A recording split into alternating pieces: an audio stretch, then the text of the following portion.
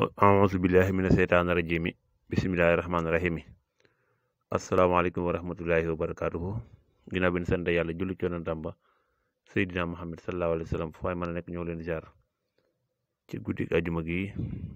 di ñaanal ñëpp nag defaru àddina ak alaxira rawatina yéen ñi abonné ci Daaru Salaam Sifaahu tey dañ la andi nag génn ñaan goo xamante ne ni dafa génn sax ci istixfaar képp ku ko wax daal suñ boroom dana wax yéen samay malaayka lakk leen jëfam yu ñaaw képp ku ko wax suñ boroom dana wax ay malaaykaam lakk leen jëfam yu ñaaw ñaan gi nag dañ koy wax ci ñetti weer yi ñu nekk muy baraxlu lañ nekk jëm koor ku ko ci faral di wax lu bari heure bu ko waxee benn daal suñ boroom dana wax loolu ay malaaykaam ñaan gi nag mu ngi ni bisimilah rahmaani rahim astaghfirullah allazi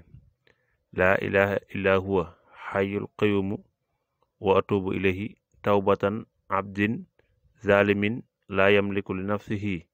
darran wala nafan wala mawtan wala xayawaatan wala nusura kon loolu mooy ñaan gi képp ku ko wax benn yoon suñ boroom dana wax ay malaayikaam lakk leen jëf yu ñaawteefam lakk leen ay ñaawteefam ñaan gi nag ñetti weer yi ci lañ ko wax muy weer wee ñu jàll na ak weer wi ñu nekk muy baraxlu ak weeru koor wi di ko wax ci lu bari baax na lool muy astaghfirullah allazi laa ilaha illa huwa